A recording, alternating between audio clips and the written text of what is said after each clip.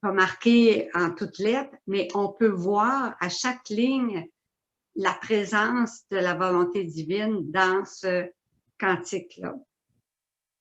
Alors, prions. Qu'il soit béni le Dieu et Père de notre Seigneur Jésus le Christ. Il nous a bénis et comblés des bénédictions de l'Esprit au ciel dans le Christ, à la louange de sa gloire. Il nous a choisis dans le Christ avant que le monde fût créé pour être saints et sans péché devant sa face grâce à son amour.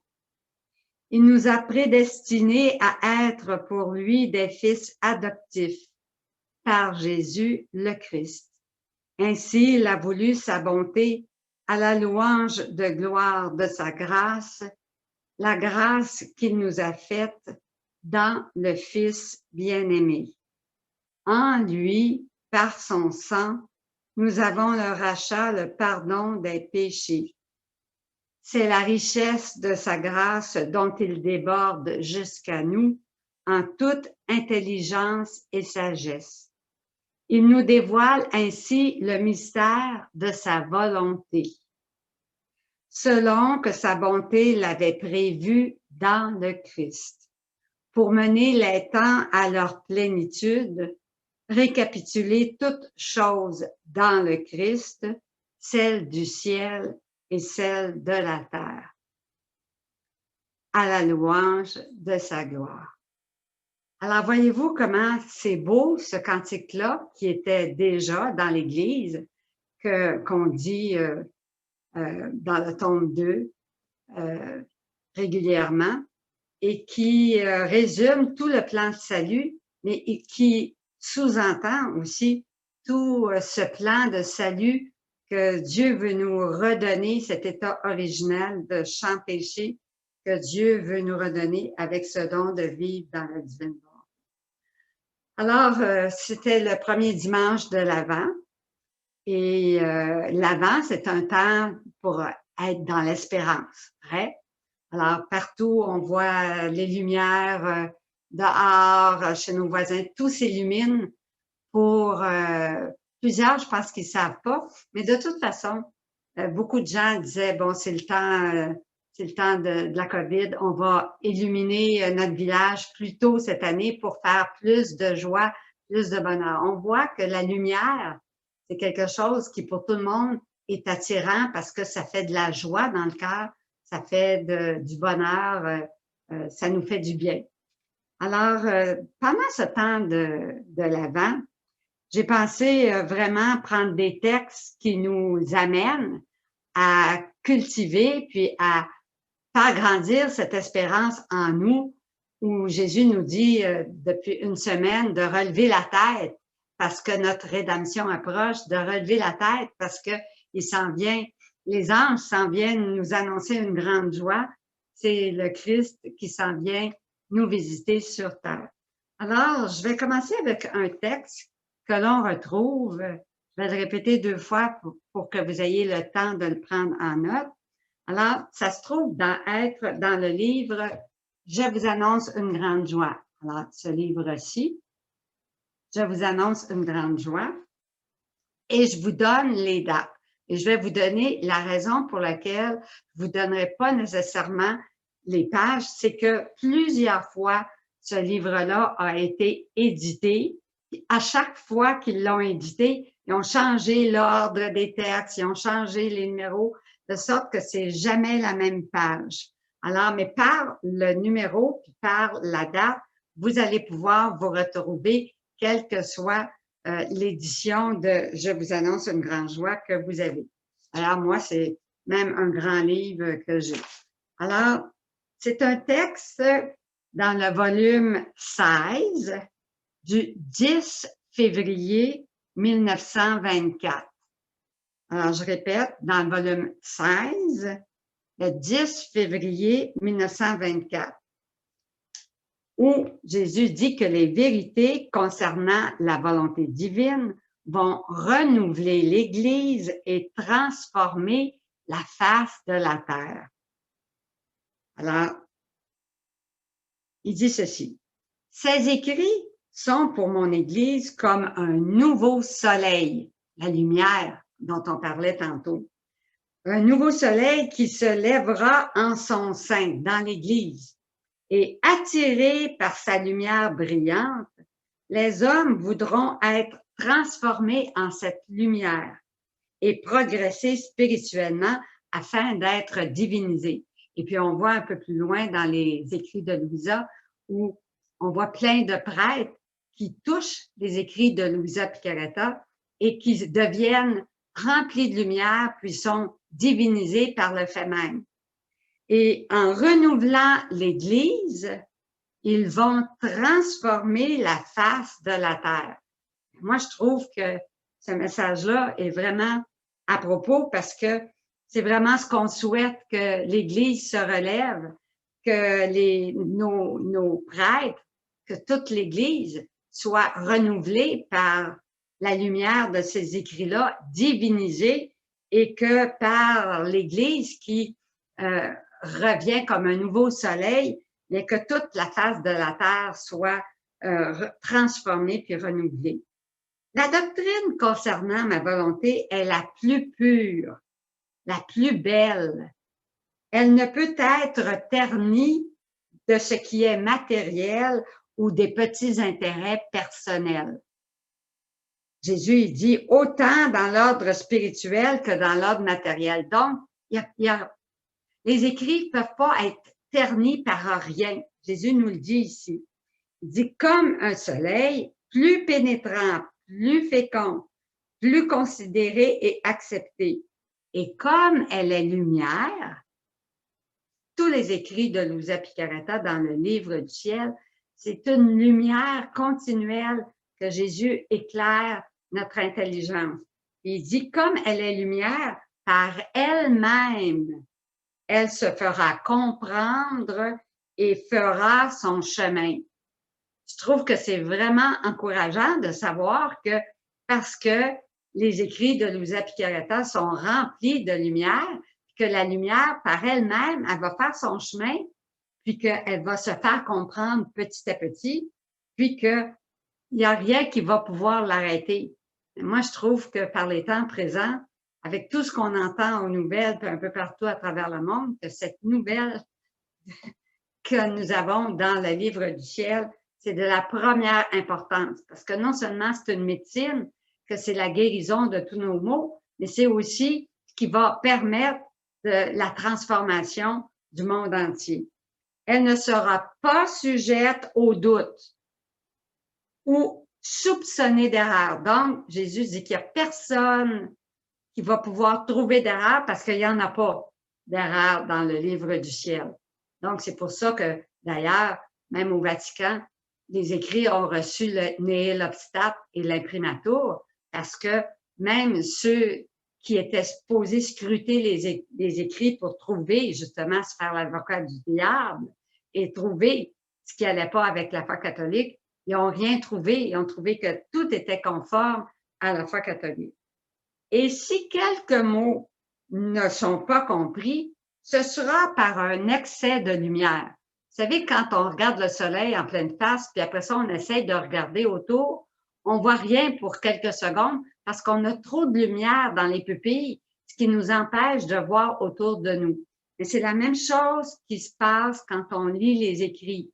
À un moment donné, on vient tellement rempli de lumière qu'on n'est plus capable de comprendre le restant de ce qu'on lit. Alors Jésus dit, c'est pas grave, on passe par-dessus ce qu'on comprend pas, puis on continue. Alors il dit, elles ne trouveront pas un mot qui ne sera pas vrai, tout au plus, elles ne pourront pas le comprendre totalement à ce moment-là. Et c'est au fur et à mesure qu'on va le comprendre. Ma rosée peut être une rosée bénéfique pour les âmes, aussi bénéfique que la rosée pour les plantes après une journée de chaleur, ou bien une averse après des mois de sécheresse. Donc, Jésus, il dit du bien de ces enseignements-là. J'ai pensé aujourd'hui que ce serait important que vous et moi, la semaine passée, on a tenu la main de Maman Marie, puis on la tient encore parce qu'on est encore dans la lecture des 31 jours avec Marie pour tout le mois de décembre, où Marie va nous expliquer ce qui s'est passé dans le sein de la Vierge Marie, au moment de l'incarnation du Verbe de Dieu, bon, etc. Alors, on continue à tenir la main de Jésus par les 24 heures, la main de Marie par la Vierge Marie dans le royaume. Puis, Jésus, Marie on a lu la semaine passée l'appel maternel de la Vierge Marie. J'ai pensé, étant donné que c'était aussi la fête du Christ roi il n'y a pas longtemps, qu'on relise ensemble la supplique d'amour de Jésus qui nous a laissés et qui se trouve à être dans le livre « Je vous annonce une grande joie » au numéro 34. Et je peux vous donner aussi un autre.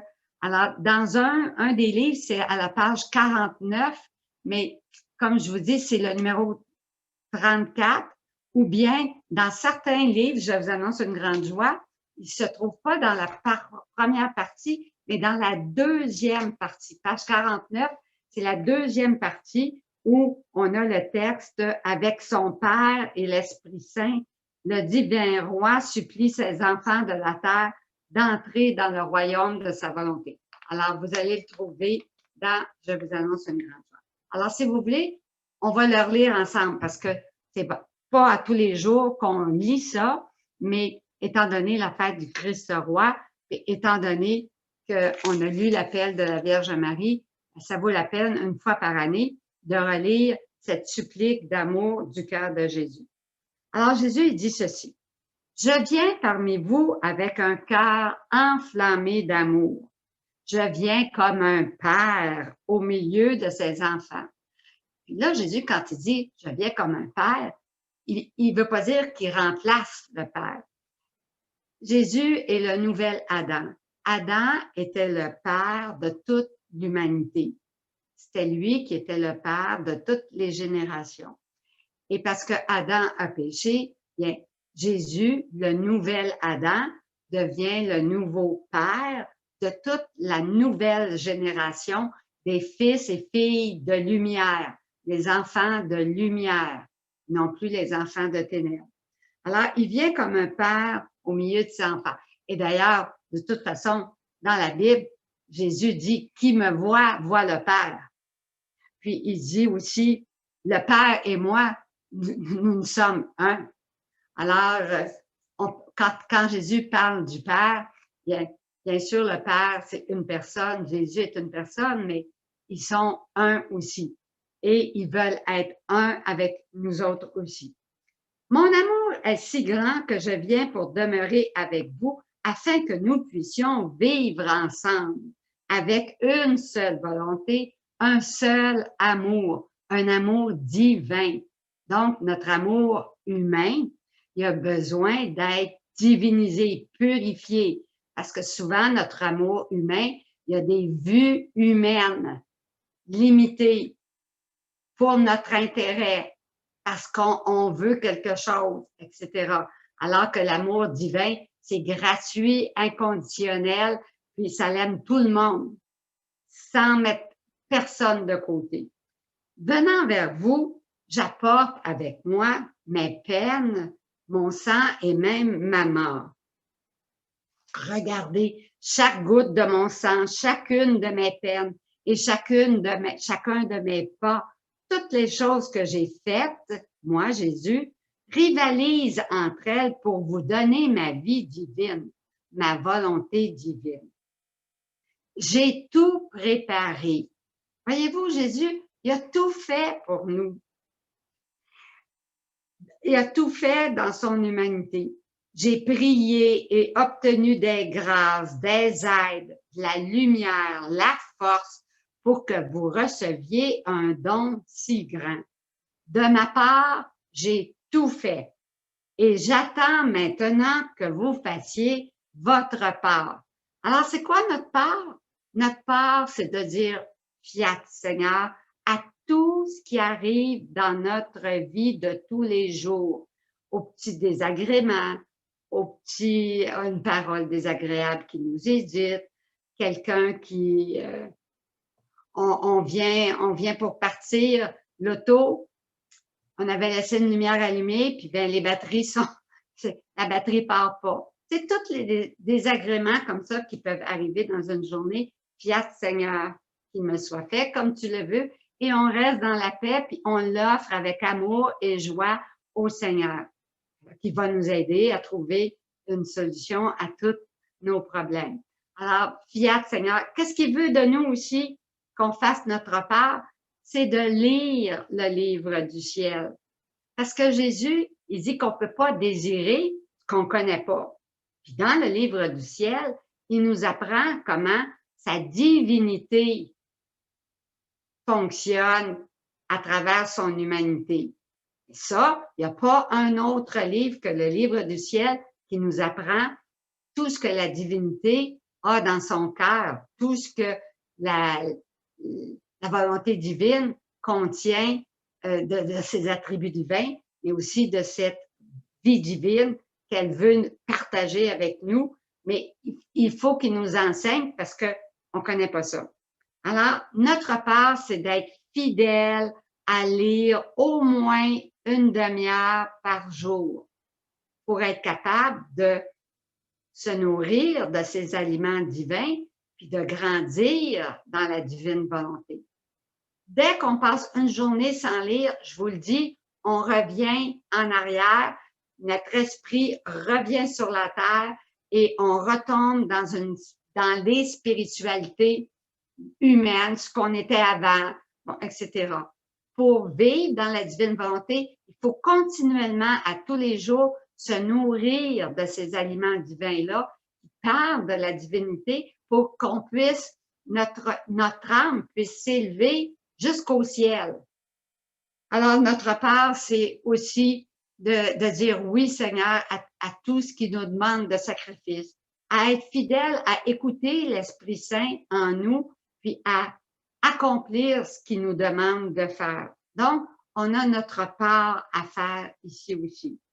Il a tout fait, mais il veut qu'on fasse avec lui. Donc, ça va être de faire tous nos actes en appelant la volonté divine pour le faire avec nous dans nos actes. Alors, l'acte parfait, complet, divin que Jésus a fait, il veut qu'on le prenne, puis qu'on le partage, puis qu'on le fasse avec lui. Alors ça, c'est notre part. Notre part, c'est faire des rondes, accompagner Jésus à travers la création, puis nous, on met nos petits je t'aime partout où on voit des feuilles, où on voit des petits... de la neige. Chaque flocon est différent, il n'y en a pas deux pareils.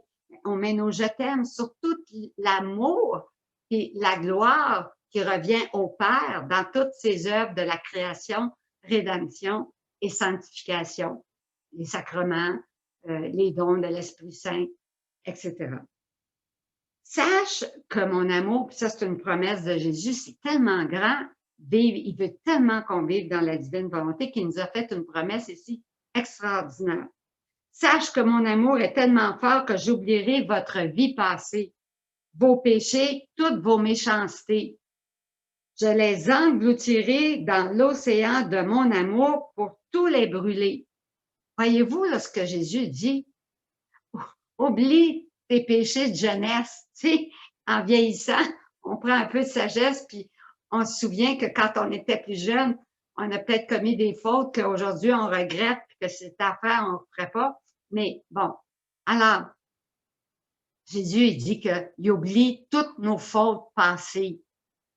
Il va les brûler dans son amour parce qu'il veut commencer avec nous une vie toute nouvelle ensemble, mais qui est toute de sa volonté. Il veut vraiment que ça commence une vie nouvelle avec lui. Elle a déjà commencé, on a déjà pris la main de Jésus avec les 24 heures de la Passion, on tient la main de Marie avec les 31 jours, on lit un petit peu, puis avec les cénacles, bien, ça nous permet de se replonger dedans à toutes les semaines présentement. Ce sera une fois par mois à partir de janvier. Qui aura le cœur de me refuser ou de me renvoyer sans accepter ma visite? qui est si pleine d'un amour de père. Mais si vous m'accueillez, je resterai avec vous comme un père au milieu de ses enfants. Alors nous devons être d'un grand accord et vivre ensemble avec une seule volonté, pas la nôtre, là. On ne dit pas au bon Dieu quoi faire. C'est lui qui va nous dire quoi faire par son Esprit Saint, puis par les événements de tous les jours, puis par les écrits de Louisa. Près de 6000 ans se sont écoulés. Donc, Jésus, qui n'est pas un menteur et qui nous dit que près de 6000 ans se sont écoulés, ça veut dire que la théorie de l'évolution, là, ça, c'est un grand mensonge du malin. Ça n'existe pas et il existe un gros livre qui s'appelle Doctrine de la Genèse qui prouve de façon scientifique que toute la thèse de l'évolution, c'est un mensonge, puis il n'y a aucune base scientifique comme preuve à l'appui de cette théorie. Mais par contre, les doctrines de la Genèse, ça, c'est vraiment dans la Bible, tel que dit par le Seigneur, c'est 6000 ans et non pas des milliards d'années. Donc, si vous voulez ce livre-là, c'est un gros livre écrit par un scientifique qui s'est converti et qui a dénoncé cette thèse de l'évolution comme étant une fausseté du malin. Près de 6000 ans se sont écoulés et mon humanité en a tellement vu et versé à tel point des larmes amères parce que je veux que mes enfants reviennent et vivent ensemble avec moi. Je veux les rendre sains et de nouveau heureux. Je pleure et pleure en les appelant vers moi. Qui ne serait pas pris de compassion devant mes larmes et mon amour qui va jusqu'à me suffoquer et même m'étouffer? Alors Jésus, il dit, mes enfants, où êtes-vous? Pourquoi ne revenez-vous pas vers votre Père? Vous savez, hein, dans la Bible, l'enfant prodigue qui était parti en ville, dépensait tout l'héritage de son père, mais tous les jours, son père regardait au loin pour voir si l'enfant prodigue reviendrait à la maison. Tous les jours, il espérait le retour de l'enfant prodigue. Mais Jésus nous dit la même chose ici. Pourquoi ne revenez-vous pas vers votre Père? Pourquoi me fuyez-vous? Pourquoi voulez-vous errer pauvre et subir tant de misère? Vos infortunes me brisent le cœur et je suis là de vous attendre. Et il dit ceci. Et comme vous ne revenez pas vers moi, je viens vous chercher parce que je ne peux plus contenir cet amour qui me consume et je vous apporte le splendide cadeau de ma volonté. Alors, Jésus, il dit, vous venez pas, ben, c'est moi qui viens à vous, puis je vous amène le cadeau de ma volonté parce que je veux vous redonner tout cet amour, puis toute cette splendeur que j'avais mis, la beauté de l'âme, puis ben, présentement, vous êtes avec vos misères, puis vos haillons humains. Oh, je vous en supplie, je plaide avec vous, soyez touchés de compassion devant tant de larmes et d'ardents gémissements. Il dit aussi que je viens comme, non seulement comme un père, mais aussi comme un guide, comme un professeur, comme un maître. Parmi ses disciples, je veux que vous m'écoutiez parce que je vais vous enseigner des choses surprenantes. Oui, à chaque fois que c'est marqué, tu dois savoir, souligner-le, parce que ça, on doit s'en rappeler. Puis notre mémoire est tellement courte que le lendemain, on ne s'en souvient pas. De sorte que dans notre livre, on souligne tous les tu dois savoir parce que c'est des nouvelles connaissances, c'est des lumières nouvelles, surprenantes parfois, que Jésus nous enseigne la façon de penser de Dieu qui est complètement différente de notre façon humaine de penser.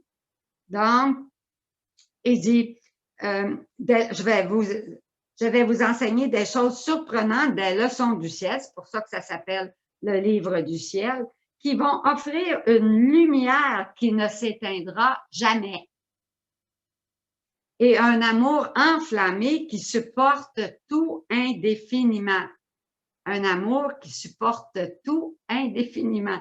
Alors Jésus va nous donner la force d'avoir un amour aussi enflammé parce que nous autres, notre amour, il est petit, il a besoin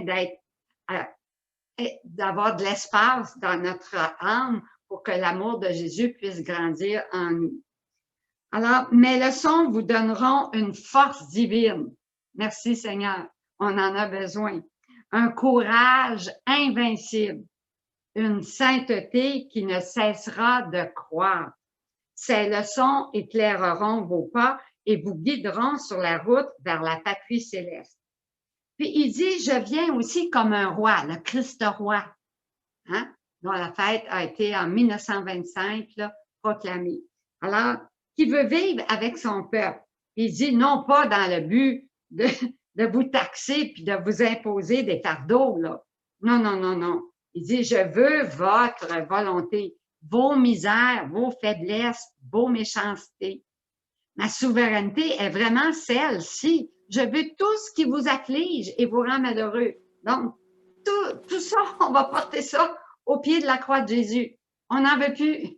Mais le problème, c'est qu'il faut les laisser à Jésus, pas une fois qu'on a fini, on les reprend sur notre dos, puis on s'en va vivre avec. Alors, il veut toutes nos misères, nos faiblesses. Je veux tout ce qui vous afflige et vous rend malheureux, impatient, afin de pouvoir le cacher dans mon amour et le brûler en entier.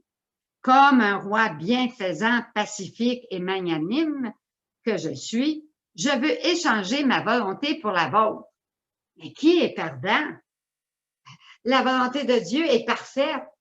La volonté de Dieu, c'est le bonheur, c'est la vie éternelle, c'est le ciel. Puis nous autres, notre volonté, c'est la source de tous les troubles, de toutes nos faiblesses, de toutes nos méchancetés, de nos péchés, de nos faiblesses. Puis bien, Jésus dit, je vais changer de volonté. Bien, c'est nous. On est gagnant sur tous les points de vue. Puis Jésus aussi est gagnant parce que savez-vous qu'est-ce qu'il va faire avec notre volonté? Il va la fusionner avec la sienne, puis elle va complètement être fusionnée, disparaître. Puis bien, il va régner en nous la volonté divine avec le bonheur divin, la joie divine, et puis tout ce que le ciel peut comporter de joie et de bonheur. Comme un roi bienfaisant, pacifique et magnanime, je veux vous remplir de mes richesses, de mon bonheur, de ma paix et de ma joie les plus pures. Puis il dit, dès lors, s'il vous plaît, écoutez-moi. Je vous implore, mes enfants, de lire très attentivement ces pages. Donc, on les lit, on les relit, on souligne, on relit, parce que je vous dis, là, à chaque fois, ça va être une grâce nouvelle, une lumière nouvelle, ça nous fait grandir dans ce don de vivre dans la divine volonté. Comment Jésus nous donne ce don? C'est pas un jour ou l'autre, on va se réveiller un matin, puis pouf, ce matin, Jésus nous donne le don de vivre dans la divine volonté. C'est pas du tout comme ça. C'est petit à petit, au fur et à mesure qu'on lit, Jésus éclaire notre intelligence, puis il nous donne un petit peu de ce don. On lit un petit peu plus, il nous donne un petit peu plus de lumière sur ce don. Puis quand on le met en pratique, bien, il nous le donne, ce don-là, en partie, comme un prêt, comme un prêt. Puis à force de le demander, puis de le demander à chaque acte qu'on fait, par les rondes, tout ça, bien, on va être tellement habitué que ça va devenir naturel. Ça va devenir une seconde nature et Jésus va dire, correct, je t'ai testé, plusieurs fois tu as choisi de faire ma volonté, même si tu avais le goût de faire ta volonté, ben, tu as choisi la mienne et puis à ce moment-là, ben, il va nous le donner en plénitude. Mais c'est petit à petit par la lecture. S'il n'y a pas de lecture du livre du ciel, Jésus ne peut pas nous donner le don parce que c'est le moyen qu'il a choisi de nous le donner petit à petit par le livre du ciel. Alors, il dit une autre promesse tellement belle. Il dit, si vous lisez attentivement ces pages que je place devant vous, vous sentirez le besoin de vivre et je serai debout près de vous quand vous lirez, touchant votre esprit et votre cœur pour que vous compreniez ce que vous lisez et désiriez ce don de mon divin fiat. Voyez-vous? Alors, il s'agit de désirer, mais d'un désir ardent, d'un désir qui veut continuellement vouloir vivre dans cette divine volonté. Pas un désir d'une journée, mais un désir qui grandit de jour en jour. Alors, Jésus, on a lu cette supplique-là où Jésus vient comme un père, comme un maître, comme un roi pour nous remettre les habits royaux de cette vie dans la divine volonté. Jésus nous dit un texte très, très important dans le livre, beaucoup, je l'ai pris dans le livre « Quand la divine volonté régnera dans les âmes ». Ça se trouve à être un résumé des plus beaux textes qui ont été sortis des livres de Louisa Picaretta et qui nous permettent en quelques temps, parce que ça contient, je vais vous dire, 70 pages, ça nous permet de faire le casse-tête complet de qu'est-ce que c'est que ce don de vivre dans la divine volonté, et d'une façon rapide, plutôt que d'attendre les 36 tomes pour dire, bon, mais c'est quoi vivre dans la divine volonté, puis bon, alors c'est dilué, mais là, c'est enrichi, je dirais, d'une façon plus dense, et puis ça nous permet rapidement de savoir un peu plus qu'est-ce que c'est que vivre dans cette volonté divine. Alors, il y a plusieurs textes que j'ai pris qui sont dans ce livre-là, dont le texte qui suit. Alors, mais moi, j'ai une ancienne version. Alors, je vais plutôt vous donner les dates dans les livres où vous pouvez la trouver, mais tous les textes sont dans le livre « Quand la divine volonté régnera dans les âmes ». Alors, c'est un texte, le premier, du 22 septembre 1924 et c'est tiré du tome 17. Je répète, 22 septembre 1924, le volume 17, où Jésus dit que la lecture, le livre du ciel, bien, le Satan, il déteste tellement quand on lit le livre du ciel, mais c'était la même chose quand Louisa écrivait. Louisa était en train d'écrire, puis les démons faisaient du bruit, mais effrayant.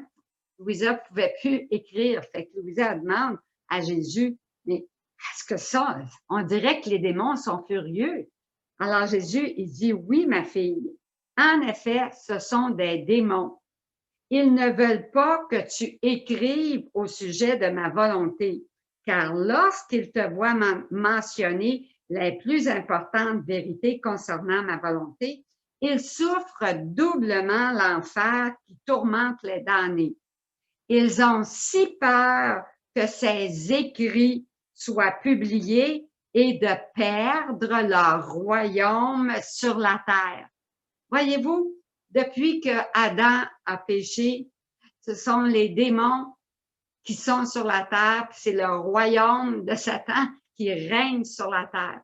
Par le livre du ciel, là, les démons vont perdre leur royaume.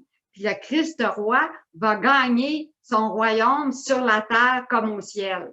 Alors, c'est pour ça que les démons font terre et mer pour vous empêcher de lire le livre du ciel. Ils vont faire la même chose. Alors, il faut être au courant de ça, l'avoir lu pour savoir tous les trucs que le démon peut prendre pour vous empêcher de lire le livre du ciel. C'est le royaume qu'ils ont acquis quand l'homme, se coupant de ma volonté, donna libre cours à sa volonté humaine. Oh oui, c'est précisément à ce moment que l'ennemi a commencé son règne. Mais en présence de ma volonté, l'ennemi va s'emprisonner dans les plus profonds abîmes. Voilà pourquoi ils se battent avec une telle furie, ils sentent la puissance de ma volonté dans ses écrits. Et devant la possibilité qu'ils soient publiés, ils deviennent furieux et essaient de toute leur force d'empêcher une si grande bénédiction, mais ne leur portent pas attention. Et à cause de cela, apprends. Alors, nous autres aussi, là, il parle à nous, Jésus, là, apprends à apprécier davantage mes enseignements. Alors, comment le démon se prend pour que ils sont publiés, là? Le livre du ciel est publié, mais il va tout faire pour pas que vous le lisiez. Il va vous dire par une amie, il va vous appeler. Ah, il y a telle rencontre ce soir, il y a telle affaire. Ou bien c'est le COVID, donc il y a moins de rencontres. Ah ben regarde, je t'envoie ça par courriel, là, les messages d'un tel, là, va lire ça, là, tu vas voir, c'est important pour les temps qu'on vit présentement que tu saches ces choses-là. Puis là, ils vont vous faire lire n'importe quoi, n'importe quelle autre chose, là, même des bonnes choses. Va lire telle affaire sur telle dévotion, bon, etc. Sauf le livre du ciel. Il faut savoir ça, qu'ils vont tout faire pour pas que vous lisiez le livre du ciel. Il y a même des personnes qui avaient, elle disait, c'est drôle, à chaque fois que je viens pour le livre du ciel, je commence à avoir mal à la tête, bon, etc. Il y a des gens qui avaient même des symptômes physiques où, à chaque fois que je prenais le livre du ciel, le voisin, le téléphone sonne, puis le voisin se met à cogner, puis bon, etc., etc. Les démons sont vraiment présents. Donc, faut pas rentrer dans ces tentations-là. Faut savoir que ça existe réellement et le démon va vous prendre toujours par votre point faible et qu'il faut vraiment être l'œil ouvert puis l'esprit ouvert pour ne pas se faire avoir par lui. Puis, à ce moment-là, ben, passer des journées sans lire le livre du ciel. Par toutes sortes de bonnes raisons. Il va donner toutes sortes de bonnes raisons là, pour pas le faire. Puis bien, ça semble bon aussi. Faut pas l'écouter. Parce que Jésus nous dit toujours la vérité, puis il dit que c'est la meilleure chose qui peut nous arriver, c'est qu'on lit le livre du ciel, parce que lui va nous donner ce cadeau divin de vivre dans sa divine volonté. Alors, à la page 7, c'est un texte du volume 36, le 20 juin 1938, et moi, je le prends toujours dans le livre « Quand la volonté divine régnera dans les âmes ». Alors, où Jésus nous dit des promesses incroyables. Il dit, « Mon enfant, ne t'inquiète pas ». Alors, Jésus dit qu'on n'a pas à s'inquiéter sur la terre parce que lui s'occupe de nous. C'est lui, il a tout fait pour nous. Puis on est ses enfants, il n'y a pas un cheveu qui tombe de notre tête sans qu'il le sache. Alors, il marque tout le temps, ne t'inquiète pas. Puis ça, c'est à nous qu'il dit.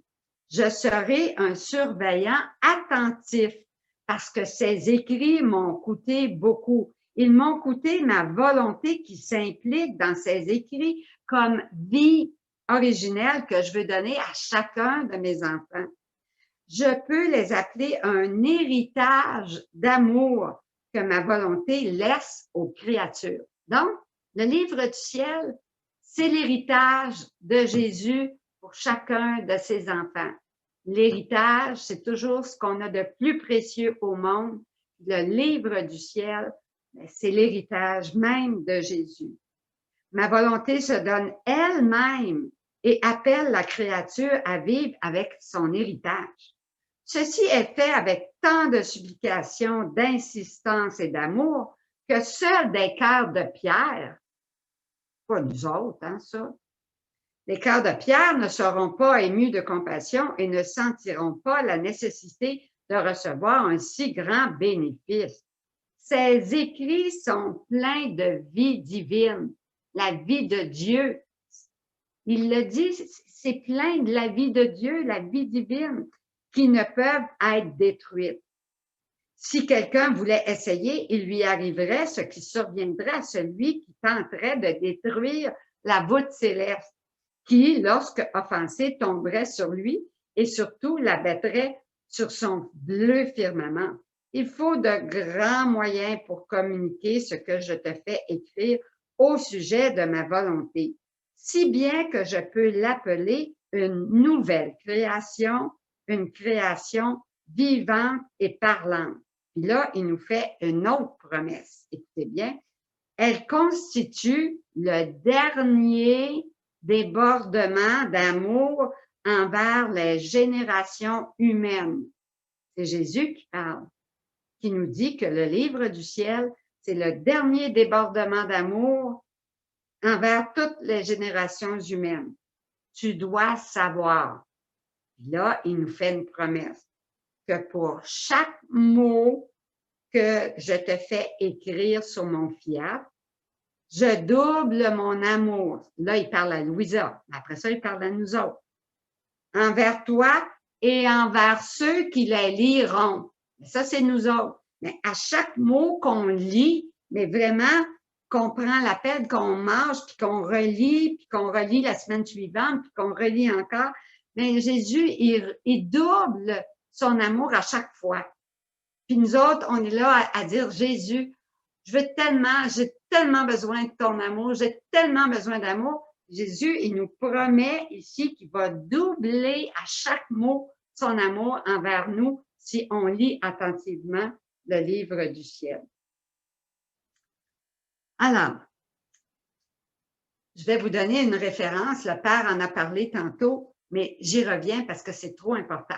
C'est aussi dans le livre « Quand la divine volonté régnera dans les âmes » et ça vient du volume 8, le 30 janvier 1909. Alors, le volume 8, le 30 janvier 1909, où Jésus nous explique le pourquoi. Tantôt, le Père nous a expliqué un petit peu, mais Jésus, il nous dit d'où ça vient et qu'est-ce qu'on fait avec. Fille, dans la plupart des événements qui surviennent, les créatures disent toujours et répètent « Et pourquoi? Et pourquoi? Pourquoi cette maladie? Pourquoi cet état d'âme? Pourquoi cette punition? Pourquoi moi? Pourquoi pas les autres? Et tant d'autres pourquoi? L'explication de ces pourquoi n'est pas écrite sur la terre, mais au ciel. Et là, tous les liront. Là, il faut se rappeler de ça, que l'explication des pourquoi, Jésus nous dit qu'elle n'est pas écrite sur la terre, puis que c'est au ciel que tous liront la réponse à toutes les pourquoi. Alors, arrêtons de poser. Il nous pose la question, il dit, sais-tu ce qu'est le pourquoi? C'est l'égoïsme qui alimente constamment l'amour de soi. Je répète parce que c'est trop important. Il dit que le pourquoi, c'est notre égoïsme qui alimente constamment l'amour propre, l'amour de soi. Sais-tu où le pourquoi a été créé? Sais-tu où le pourquoi a été créé? En enfer. Qui a été le premier à le prononcer, le mot pourquoi? Un démon. Les effets que le premier pourquoi a produits furent la perte de l'innocence dans l'Éden lui-même, la guerre des passions implacables, la ruine de nombreuses âmes et tous les maux de la vie. L'histoire du pourquoi est très longue. Il suffit de te dire qu'il n'y a pas de mot sur la terre qui ne porte la marque du pourquoi. Le pourquoi est la destruction de la sagesse divine dans les âmes. Dieu est sagesse infinie. Dieu, le Verbe de Dieu, c'est la sagesse même. Puis c'est lui qui mène notre vie, la sagesse de Dieu qui mène notre vie. Puis ben, le pourquoi, il détruit, c'est comme si on disait à Dieu, non, moi je veux savoir pourquoi, parce que moi je veux mener ma vie comme je l'entends. Alors que la sagesse de Dieu veut que nous suivions sa sagesse infinie pour vivre une vie exempte de malheur, puis remplie de bonheur, puis de paix, puis d'unité. Sais-tu où le pourquoi sera enseveli? En enfer, pour rendre les âmes perdues agitées à jamais, sans pouvoir trouver la paix. L'ingénuité astucieuse du pourquoi est de faire la guerre aux âmes sans jamais leur donner de repos. Vous savez, quand on est chez nous, puis on dit pourquoi ci, pourquoi ça, puis là, on mijote ça dans notre tente. On n'a pas la paix pendant ce temps-là. Puis, tant qu'on se pose des questions puis tout ça, ben, le pourquoi, c'est justement le démon qui provoque en nous pour toujours nous garder troublés, nous garder sans jamais nous donner de repos. Alors que Dieu veut qu'on repose en lui. Alors, et Dieu sait qu'on en a besoin de reposer en Dieu parce que dans notre monde agité, rempli de peur, de crainte, d'angoisse, on a vraiment besoin de se reposer en Dieu.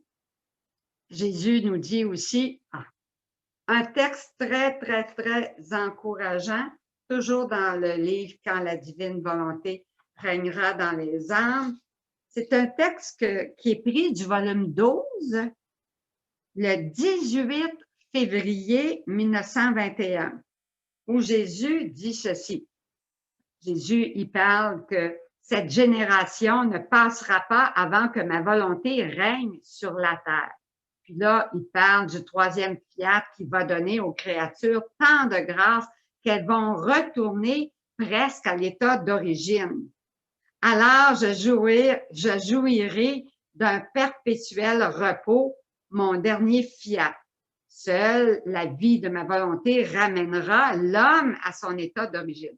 Puis là, c'est Louisa qui est un petit peu inquiète, qui dit ceci. Après avoir écouté tout cela, je dis à Jésus, Jésus, mon amour, je ne sais pas accomplir ce que tu fais, même après avoir reçu ton enseignement. On peut dire aussi la même chose, là. Ça fait peut-être des mois que vous lisez le livre du ciel, puis vous vous dites encore, mais je ne sais pas encore exactement comment faire des rondes, comment prier, comment vivre dans la divine volonté. Il me semble que j'en sais un peu, mais c'est pas clair, puis bon, etc. Alors, Louisa aussi, on est rendu au volume 12 en 1921, puis Louisa a dit, je ne sais pas accomplir ce que tu fais, même après avoir reçu ton enseignement. Alors, elle nous comprend très bien.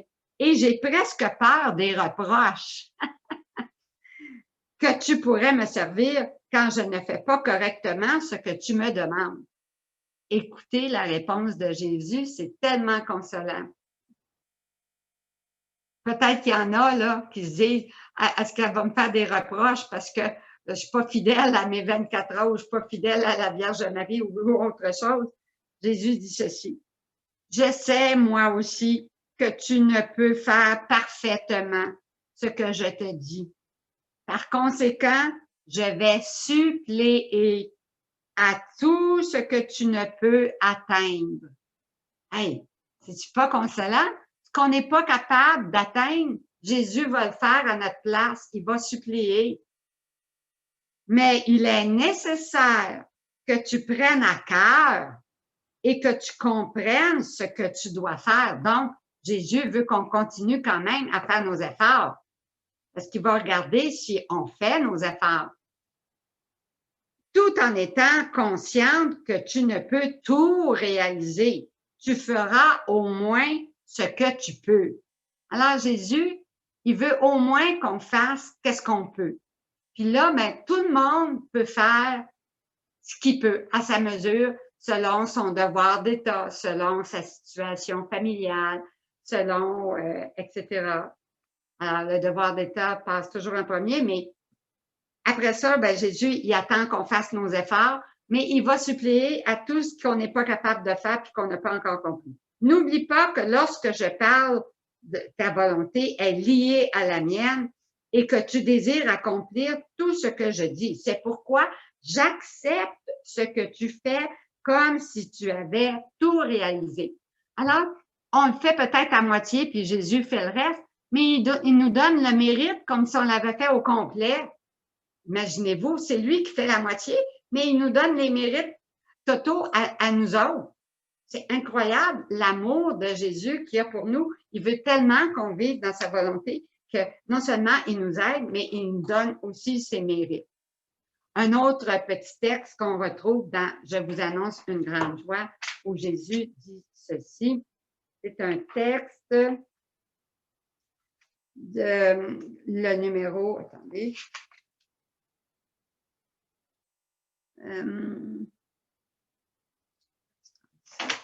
voilà. Un un texte du 30 octobre 1927. Là, j'ai pas le numéro du tome, mais dans Je vous annonce une grande joie, c'est le numéro 29. C'est un texte du 30 octobre 1927. Fait que par la date, vous allez pouvoir le retracer. Où Jésus dit ceci: ma fille, comme dans la création, mon amour déborde intensément et ma volonté a décidé de donner de nouveau sa vie aux créatures, explosant en magnificence sans regarder leur mérite. Donc, il ne regarde pas si on le mérite ou pas, là, parce qu'on ne mérite pas du tout, c'est vraiment gratuit. Avec une insurpassable magnanimité, elle veut donner son royaume une fois encore. Il est nécessaire, puis là, écoutez bien, il est nécessaire cependant que les créatures le connaissent. Mais si on veut connaître le royaume, il faut lire. Parce que ces vérités-là sur la divine volonté puis sur la divinité de Dieu, elles sont seulement dans le livre du ciel. Fait il faut, pour l'avoir, le connaître, que ça devienne familière avec ses bienfaits afin que les connaissants, elles envient et désirent ce royaume de sainteté, de lumière, de bonheur. Comme la volonté humaine l'a rejeté, alors cette même volonté doit, le demander, 2, le désirer ardemment et 3, insister pour qu'il revienne au milieu des créatures. Donc, Jésus, il dit qu'on doit insister, on doit constamment dire que ton règne vienne sur la terre comme au ciel. Et il veut entendre ça de toute l'humanité. Puis il dit, s'il y a assez de créatures qui nous demandent constamment, chaque jour, que ton règne vienne sur la terre comme au ciel, puis qui font leurs efforts, qui lisent, qui demandent à ma volonté divine d'agir en eux autres, bien, à ce moment-là, bien, le Père au ciel, il va voir que c'est vraiment sérieux, qu'on veut vraiment que le royaume de Dieu arrive sur la terre, et là, il va le donner à toute l'humanité. Voyez-vous l'importance de le demander, le désirer et insister pour qu'il vienne au milieu des créatures. Sinon, il ne va pas le donner parce que ça va être encore un échec comme ça l'a été pour Adam. S'il y a peu de personnes qui le demandent, la majorité des créatures n'en veulent pas, bien, ça va être un échec. Alors, Dieu ne le donnera pas. Il faut qu'il y ait beaucoup de gens qui demandent la venue du royaume sur la terre pour que le Père puisse l'accorder à toute l'humanité. Il dit, ceci est la raison qui rend nécessaire sa connaissance. Si un bien n'est pas connu, il ne peut être vécu ou désiré.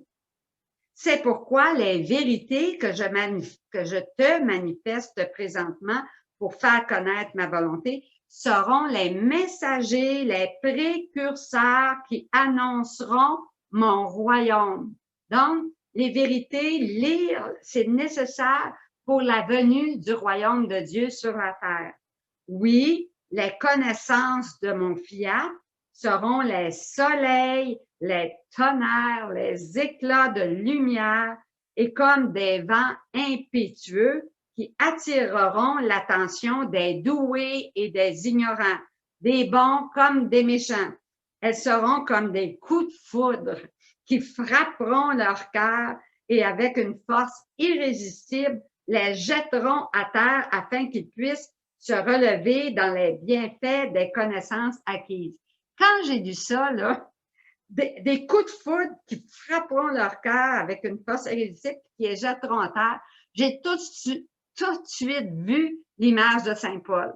Hein? Saint Paul, foudroyé par Jésus, puis jeté à terre, va être donc converti du jour au lendemain. Puis lui qui allait persécuter les chrétiens, puis qui est devenu le grand apôtre, le Saint Paul qu'on connaît, qui nous explique tellement bien ce qu'est la volonté divine. Alors, bien, Jésus, avec le livre du ciel, il va faire des Saint Paul, il va donner des coups de foudre, puis même les méchants vont tomber foudroyés, puis vont se convertir, puis le royaume de Dieu va pouvoir arriver sur la terre, puis il dit, elles apporteront le vrai renouvellement du monde entier et adopteront toutes les approches pour attirer et conquérir les créatures. Un autre petit texte que ça fait plusieurs fois que je vais vous donner ce texte-là. Je pense que je vais prendre 2 minutes pour vous le dire. Alors, c'est une lettre de Sainte Bernadette Soubirous qu'elle a écrite au pape Léon XIII en 1879. Tout comme le traité de la vraie dévotion avait été enterré pendant 300 ans avant d'être découvert dans une boîte, vraiment 300 ans plus tard, la lettre de Sainte Bernadette Soubirous, elle a été cachée pendant 120 ans dans la voûte du Vatican avant qu'on la retrouve. Et c'est le père français Antoine Lagrande au Vatican qui cherchait des documents sur les miracles à Lourdes, qui a découvert cette lettre envoyée par Bernadette peu avant son décès à Léon XIII, qui lui soumettait des messages que la Vierge Marie a donnés à Sainte Bernadette Soubirous. Alors, et ces 5 prophéties-là, je vais vous les lire. Il y en a déjà 4 qui sont déjà accomplies, mais il faut penser que c'est en 1879 que Sainte Bernadette a dit ces prophéties-là. À cette époque-là, l'électricité n'existait pas et tout ce que je vais vous lire n'était pas encore arrivé. 4 prophéties sont arrivées et la 5e, c'est pour notre ère. Alors, je vous les lis et elles ont été retrouvées là, en décembre 1998. Alors, la lettre de Sainte Bernadette, elle a été trouvée au mois de décembre 1998. Donc, elle a été 120 ans sans être découverte, mais en 1998, on a eu accès à ces 5 prophéties de Sainte Bernadette. La première prophétie, elle parle surtout du développement du sanctuaire de Lourdes, qu'après la mort de Bernadette, qu'il va y avoir un épanouissement à Lourdes, ça va être un lieu de pèlerinage, puis une source de guérison. Alors, on sait que Lourdes est vraiment un lieu de pèlerinage, c'est un lieu de guérison aussi, donc ça s'est accompli. Deuxième prophétie que Sainte Bernadette a faite, concernant une série d'importantes découvertes scientifiques, comme l'exploitation de l'énergie électrique, l'ampoule à incandescence, le gramophone et d'autres appareils électriques. Ça n'existait pas dans le temps de Sainte Bernadette. De nos jours, on ne pourrait pas vivre sans électricité puis sans tous nos appareils électriques, laveuses, sécheuses, cafetières, etc. Alors, pour nous, c'est comme ça va de soi, mais à cette époque-là, ça n'allait pas de soi, mais ça s'est accompli, effectivement, dans le 21e siècle. Troisième prophétie, le nazisme. Elle a prédit la Deuxième Guerre mondiale, disant que la prise du pouvoir en Allemagne par Hitler et au nazisme dans les années 30, où se produirait une chose terrible, se terminant par une guerre dans laquelle presque toutes les nations seront impliquées. Donc, c'est la guerre 39-45, la Deuxième Guerre mondiale, qui effectivement a eu lieu. La 4e prophétie qu'elle a faite a dit les efforts des hommes pour s'envoler dans l'espace seront annoncés par le 4e message autour des années 70. Les Américains réussiront l'atterrissage sur la Lune. Elle était pas mal précise parce que ça s'est fait en 1969 par Neil Armstrong, qui a été le premier homme à marcher sur la Lune. Donc, cette prophétie-là aussi s'est réalisée. Et la 5e prophétie, qui est la plus longue, où Sainte Bernadette nous dit la fin du 20e siècle arrivera aussi la fin de l'ère des sciences. Et ça va être parce que des millions d'humains se tourneront de nouveau vers le Christ et la puissance de l'Église sera plus grande que jamais. Le triomphe de l'Église s'en vient au 21e siècle. Puis ils disent la raison, c'est que beaucoup d'hommes vont se détourner des scientifiques sur l'attitude hautaine des docteurs travaillant à la réalisation d'une créature issue d'un croisement entre l'homme et l'animal.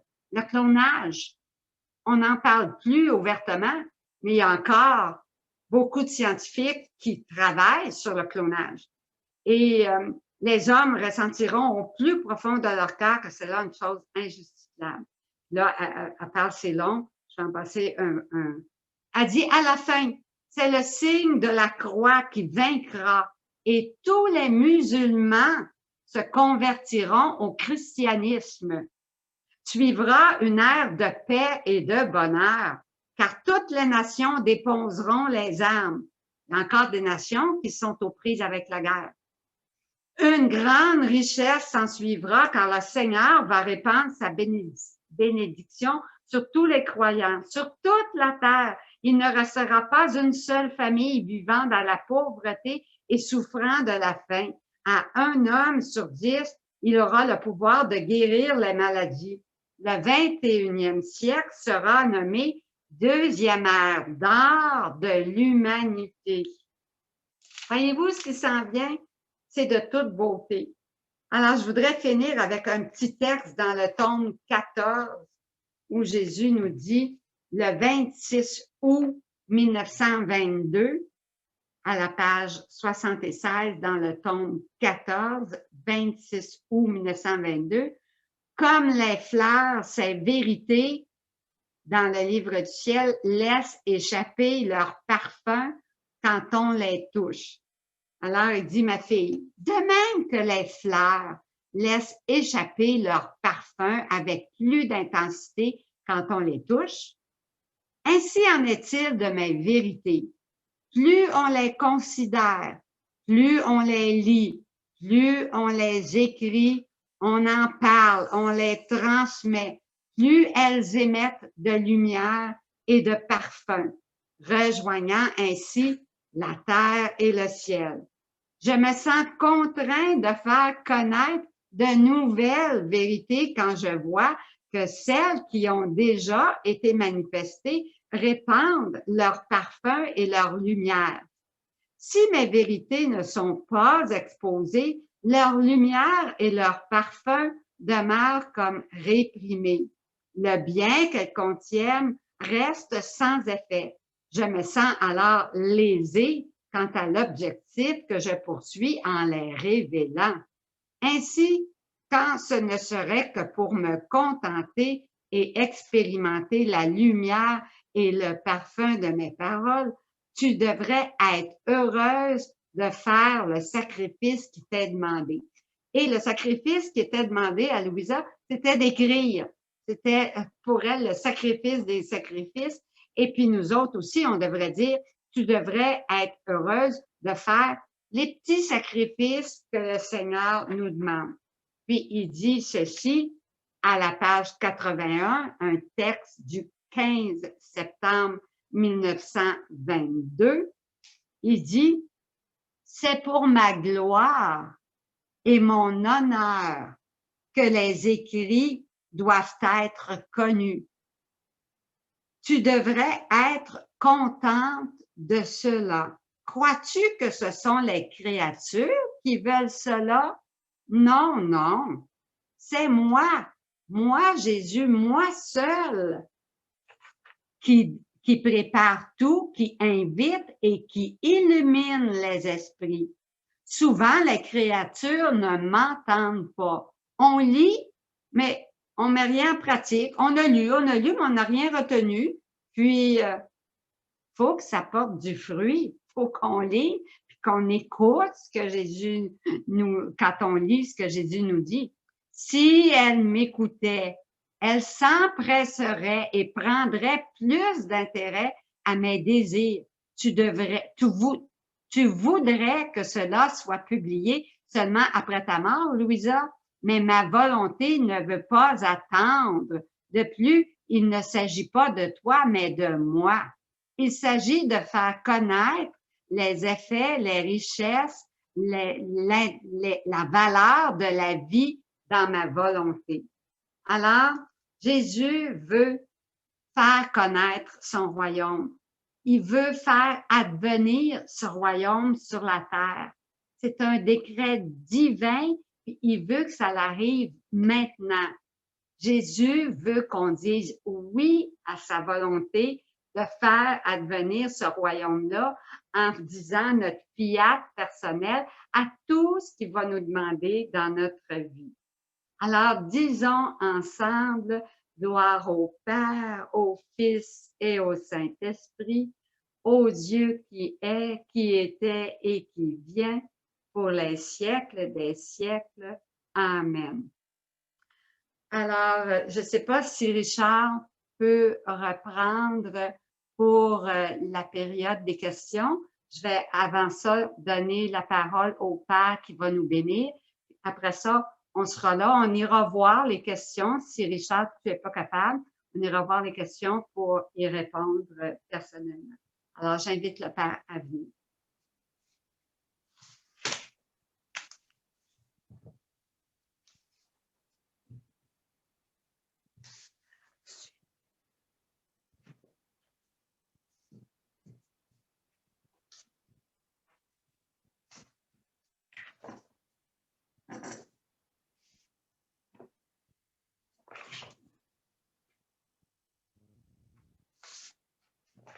Alors, rebonjour.